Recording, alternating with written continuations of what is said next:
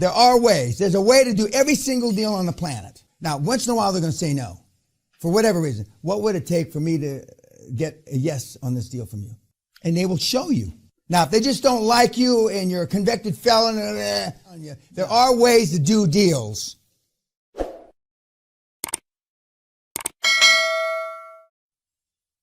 Now, if the bank, remember, you're calling the bank. Are you in a lending mode? Healthcare.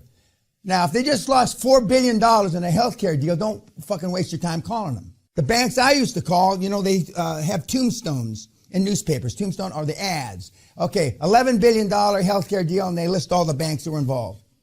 Financial Times, Wall Street Journal, New York Times. Everybody know what I'm talking about? Okay, I wouldn't pick the top three banks. I won't pick Citibank, Deutsche, or ING, but I'll pick the second tier. Those are called the main bracket bubble banks. I pay the second tier, every motherfucking bank on there. There may be 30 banks. I'm contacting every single one of them. Now, when a deal blows up, the deals normally, they wrongfully, they cut out all lending across the board in healthcare or whatever it is. There was a artificial intelligence deal that blew up about 7 years ago. You couldn't borrow a nickel for artificial intelligence for 6, 8, 10 months because they got burned so bad. Because it's like a rubber band. They always overlend, and when it blows up, then they don't lend at all. I remember the Onassis kids, when I was there, they had 107 ships with Panama Registry, the Greek guys, and no debt, all cash. They had no finance department. They had one guy to count the money, another guy to count the money he counted, and another guy to count the money that the other two counted. They had no personnel department. They had no medical health insurance or anything. If you came in sick, they used to say, okay, here's $1,400. They knew how much a tooth cost. Here's $800. They had none of that overhead. Okay, they owned Olympic Towers, and they owned Olympic Airlines. They gave the airlines back to the country because we didn't know, because the story is, when you make a lot of money, they tell you to diversify your risk. I'm here to tell you, Mr. Peña, don't diversify. Just keep making the same nuts and bolts until the machine breaks, okay? Or until they stop buying them. We gave the airlines back to the government because we couldn't run a fucking airline. Olympic Tower is 40% full, 60% empty. We can't even rent. We don't even know how to rent or lease prime real estate in Manhattan. But what we do know how to do is fill ships up with stuff and overcharge. That's the only thing we know how to do. Stick to your knitting. Focus on the few, not the many. That's some of the proverbs I learned from being with the Onassis people. And for several years, I was the only non-Greek in the senior management. And they all hated me. Except for Gratsos. And if he loved you, doesn't matter what everybody else thought.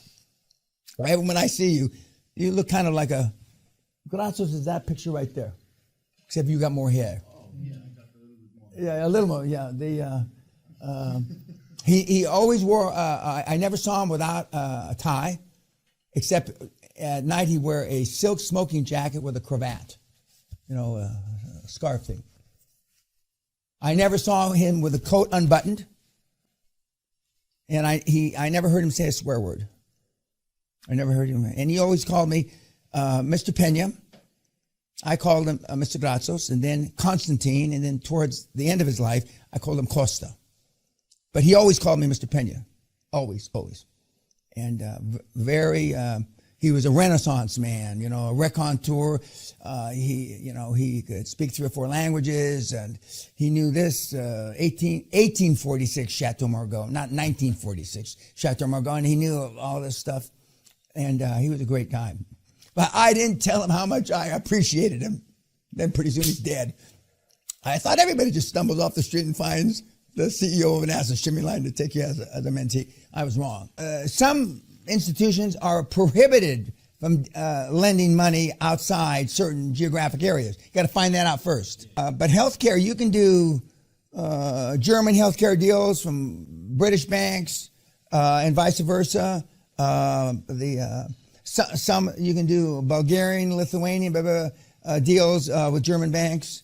Not everybody will lend into Russia, but some will. They shouldn't lend into Italy, but they do.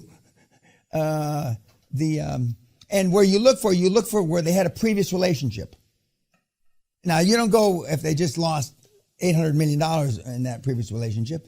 And so you Google, let's say you're going to do a deal in Bulgaria, Deutsche Bank. You Google Deutsche, Bulgaria, see if there's been any fraud, any bad loans. Call you in a lending mode. Your lending parameters outside German Republic, blah, blah, blah, blah. And they say yes, and then you don't just go there and expect that they're going to loan money. But there's not many. The EU is pretty open, even though the UK is not part of it anymore. But the EU itself is pretty open. All the big insurance companies have lending arms. The Toronto's Teachers Fund pension plan has a lending arm. A lot of big pension plans have lending arms.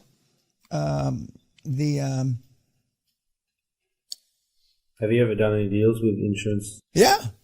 The ones I just mentioned. Oh, okay. Yeah. And I won't say the most forgiving, but one of the most forgiving pension plans on the planet is the Toronto's Teachers Pension Plan. Because they have a massive big portfolio. Their average ROI for the billions that they have is 7.05% across the board. If you come at or close to that 7.05 and it's a legitimate deal, they'll do your deal. Because all they want to do is maintain that status quo. They're not interested in higher, and they surely don't want lower. It's embarrassing how easy it is when you get the hang of it. It's getting the hang of it that's the challenge, because it's so far.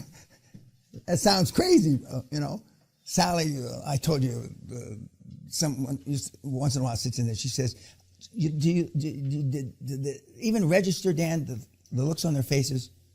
No, it doesn't anymore. If I reacted to just the looks on your face, I'd never get anything fucking done, because it's all it's like I'm talking Greek. Fuck. They're probably hunting on my property now. That gunshot was too close. I haven't shot at anybody in 4 or 5 years here.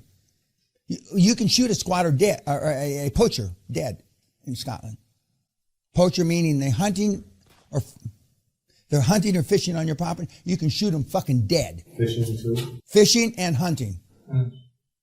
But they have no trespass laws. So if this was a master bedroom and there was a tub here and Sally's taking a bath, a guy can come and look in my window like a pervert, and there's no trespass law. There is, but but what I do is I put a dead rabbit under his arm and I shoot him. That's a good one. Yeah. Or I put a fishing pole and a fishing bag under. I have shot at poachers here before, and but now I more or less have a reputation that they don't come out here.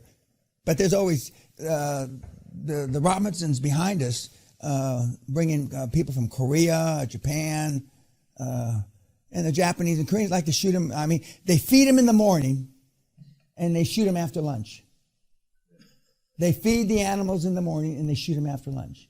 Now that's not much sport to me. In fact, that's no sport. Literally, they feed them kibble and shit. And then they shoot them after lunch. And the worst are the Italians. They like these automatic weapons. M16s.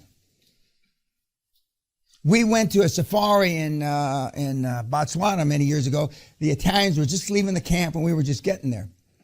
And they had an old pet buffalo that used to wander in and out.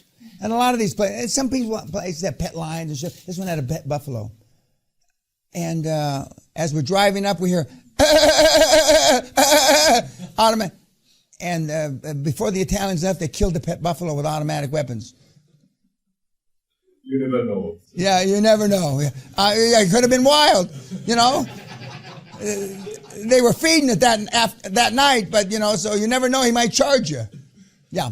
In Botswana, you don't ask for permission; you ask for forgiveness. Yeah, but yeah. Well, but I haven't killed an animal, a four-legged animal, in almost 30 years now. I stopped hunting a long time ago, but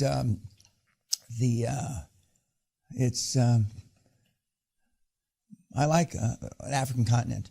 Not all of it, but I like carrying a gun, basically.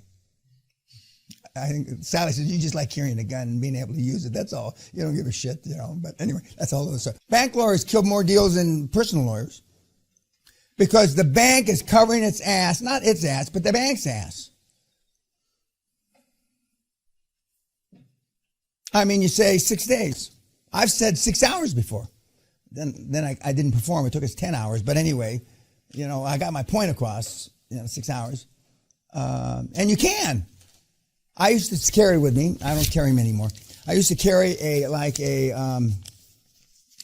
a deal that you can get off the internet where a quick deal, quick sale. Quick. It's a document where people sign over their house to you, piece of property. Quick claim. Quick. I used to carry them in my pocket, but it was for businesses, not for. I mean, you can sign it right now. Let's do this fucking deal now. Come on, sweetheart. He's not cold in the grave yet, but let's mambo.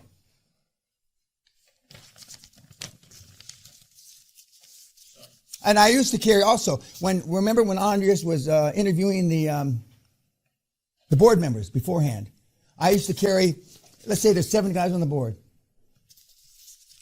I used to carry 7 resignation letters with each board member's name on them. Get out, hola Juan. You don't like the shit? Well, then we understand, so you can sign your resignation right here.